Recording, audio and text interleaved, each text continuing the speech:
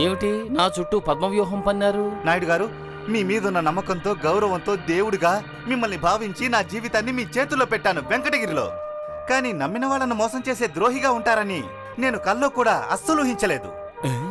రే కృష్ణబాబు, ఇలాగే బావగారు, ఏమడిగినా నోరేసుకొని అరిచేయటం, కళ్ళతో ఉరిమి చూడడం, అవసరమైతే లాగి పీకటం, ఇలా చేసి మా అందరి నోళ్లు మూయించేశాడు.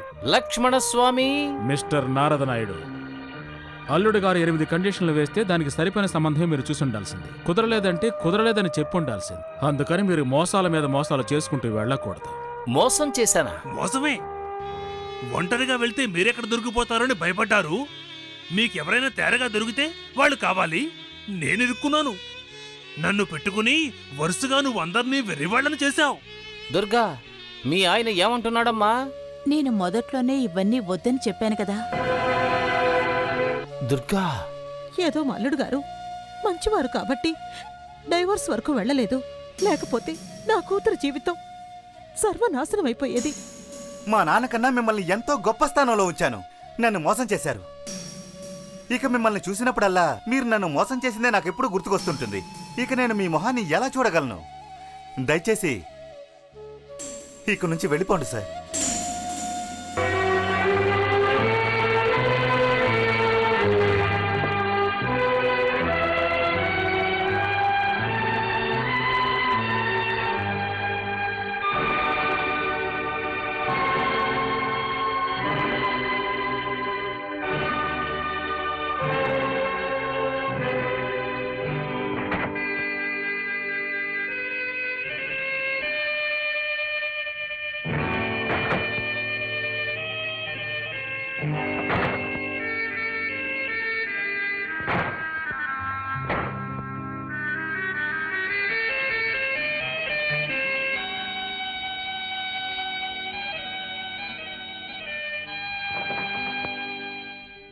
కృష్ణబాబు, కన్నా పెట్టి తీసుకున్నాను.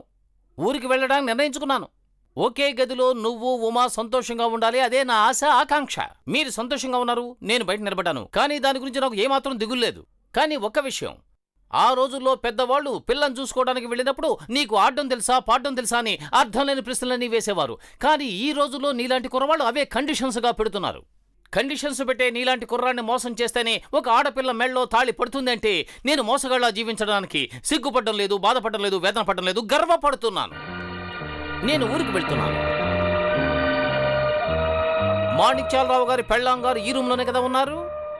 అమ్మా, తెలిసి తెలియని వయసులో పెళ్లి చేయడం అనేది ఆ రోజుల్లో జరిగేది. కానీ వయసు ముదిరిపోయినా సరే ఇంకా అంగ ప్రదర్శనలు చేయడం అనేది ఈ కాలంలో జరుగుతోంది.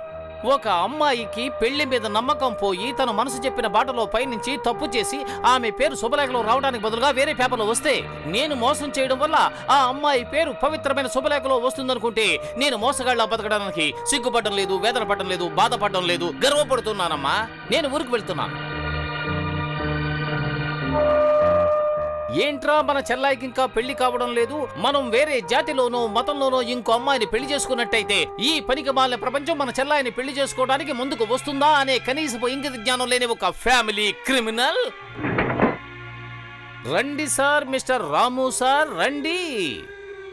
నీ చెల్లెలికి ముందుగా పెళ్లి చేసి ఆ తరువాత నువ్వు లూసీ చేతికి ఉంగరం తొడిగి ఉంటే మీ పెళ్లికి నేను చర్చలో గంట కొట్టుండేవాణ్ణి, నీ కోసం ఒక బైబిలే రాసి ఉండేవాణ్ణి. కానీ నీకు ఒక లూసీ దొరకగానే నీ చెల్లెలి భవిష్యత్తు గురించి నువ్వు పూర్తిగా మర్చిపోయావు. అటువంటి అమాయకపు చెల్లెలికి ఎవరైనా మోసం చేస్తేనే పెళ్లి జరుగుతుంది అంటే నేను మోసగాడిగా బతకడానికి సిగ్గుపడడం లేదు, వేదన పడడం లేదు, బాధపడడం లేదు, గర్వపడుతున్నాను కన్నా. నేను ఊరికి బయలుదేరుతున్నాను, నువ్వు లోపలికి వెళ్ళి తలుపేసుకో. కమల కన్నా, ఊరికి బయలుదేరుతున్నాను. మోసం చేసి పెళ్లి చేయడం తప్పు కాదు నాన్న. నాలాంటి ఒక నారదనాయుడు దుర్గలాంటి ఒక అమ్మాయిని మోసం చేస్తేనే నీలాంటి తింగర సన్నాసికి పెళ్లి జరుగుతుంది. నేను వెళ్ళిరానా? దొంగ చూపులు చూడకు. నేను ఊరికి వెళ్తున్నాను.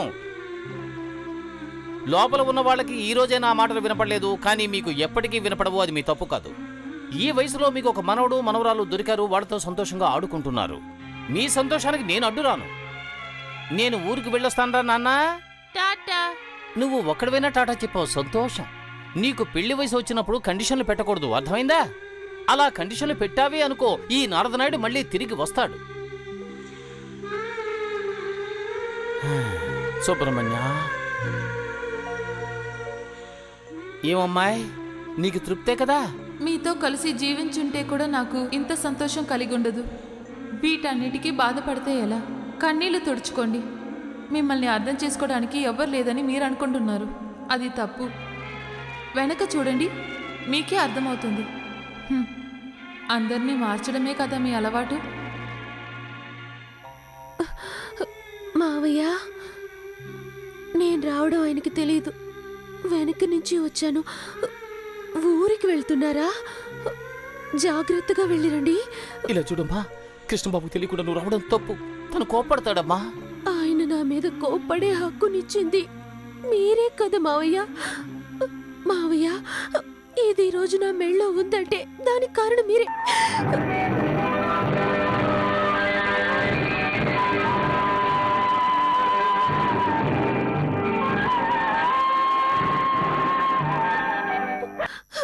మిమ్మల్ని ఎవరు మర్చిపోయినా నేను మర్చిపోను. వెళ్ళొస్తాను మావయ్య. నేను ఆయన ఎలాగైనా మార్చి తీసుకొస్తాను. జాగ్రత్తగా వెళ్ళిరండి మావయ్య.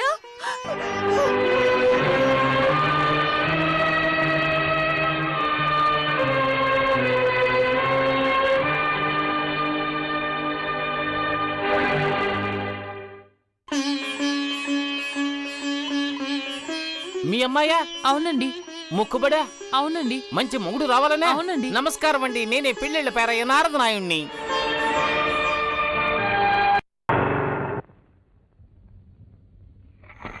అక్క, ఎప్పుడొచ్చావు? బావగారు బాగున్నారా? మేము 4 గంటలకే వచ్చాం.